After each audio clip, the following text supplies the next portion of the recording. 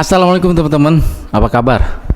Pernahkah kalian ngerasa di usia yang katanya paling produktif ini justru malah bingung, cemas, atau bahkan nggak tahu mau ngapain dengan hidup? Merasa nggak punya arah, padahal teman-teman di sosmed kayaknya sukses semua gitu ya. Banyak dari kita para Gen Z yang merasakan hal ini. Di fenomena ini namanya quarter life crisis. Nah, di video kali ini kita akan bedah kenapa sih ini bisa terjadi dari kacamata psikologi modern, sentuhan moral agama, sampai sedikit renungan filosofis. Dan yang paling penting, kita akan cari tahu gimana cara menemukan arah lagi saat kita merasa tersesat. Penasaran? Gasken. Jadi apa sih quarter life crisis ini? Secara sederhana, ini adalah periode kecemasan dan ketidakpastian yang biasanya dialami oleh individu berusia 20 tahun sampai 30-an. Kita mulai mempertanyakan pilihan hidup, karir, hubungan, dan tujuan hidup. Banyak banget pertanyaan di kepala.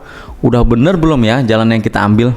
Kok teman-teman udah pada sukses? Kita kok gini-gini aja? Ini hidup kita mau dibawa kemana sih? Dari sisi psikologi, ini seringkali terjadi karena ada tekanan sosial yang besar. Kita terpapar kesuksesan orang lain di media sosial, ada ekspektasi dari keluarga, masyarakat, bahkan diri kita sendiri.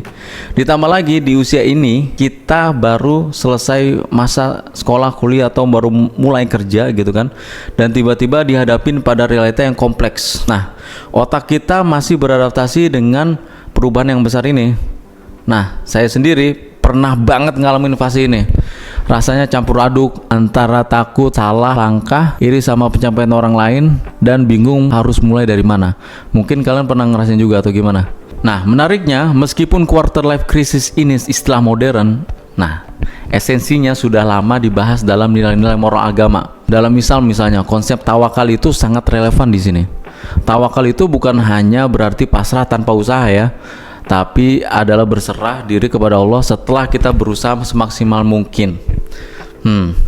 Kadang kecemasan kita muncul karena kita terlalu fokus pada hasil dan ekspektasi yang tinggi gitu kan. Padahal kita itu diajarkan untuk fokus pada proses dan niat yang baik. Ada hadis yang berbunyi sesungguhnya setiap perbuatan tergantung niatnya. Niatkan setiap usaha kita sebagai ibadah. Nah, sisanya kita serahin tuh pada ketakutan yang bisa meredakan beban pikiran kita. Selain itu, konsep sabar dan syukur. Nah, sabar saat menghadapi ketidakpastian dan syukur atas apa yang sudah kita punya gitu. Banyak dari kita yang mungkin lupa bersyukur atas kesempatan belajar, kesehatan, atau lingkungan yang mendukung karena terlalu sibuk dan membandingkan diri dengan orang lain. Lalu secara praktis, gimana cara kita menghadapi quarter life crisis ini? Yang pertama, kenali diri sendiri. Ambil waktu untuk merenung apa yang benar-benar kamu inginkan, apa nilai-nilai yang penting bagimu. Coba journaling atau meditasi. Dalam filsafat ini disebut mencari makna hidup. Yang kedua, fokus pada proses bukan hasil. Daripada terobsesi dengan goal yang besar, yang mustahil gitu kan, terlihat mustahil. Nah, itu bisa dibagi, dipecahkan menjadi langkah-langkah kecil dan nikmati prosesnya. Psikologi positif sering menekankan pentingnya flow state di mana kita menikmati aktivitas itu sendiri. Yang ketiga itu batasi paparan sosial media. Nah, ini penting banget nih.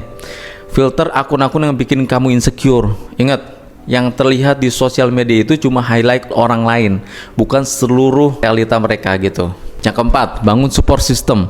Curhat sama orang tua, teman, atau mentor yang kamu percaya. Jangan sungkan mencari bantuan profesional seperti psikolog jika kecemasan sudah sangat mengganggu. Temukan tujuan yang lebih besar. Ini nih yang nyambung ke filsafat eksistensialisme. Jadi ya, ketika kita punya tujuan yang lebih besar dari diri kita sendiri, misalnya kontribusi untuk orang lain atau masyarakat, rasa hampa itu bisa berkurang. Jadikan ibadah sebagai tujuan utama, insya Allah hidup jadi lebih terarah. Nah, jadi teman-teman, quarter life crisis itu bukan akhir dunia ya. Itu adalah fase transisi, sinyal dari alam bawah sadar kita untuk berhenti sejenak, merenung, menemukan arah yang lebih bermakna. Dengan memahami diri sendiri, berpegang pada nilai-nilai moral dan agama, serta menerapkan strategi psikologis, kita pasti bisa melewati fase ini dan menemukan potensi sejati kita.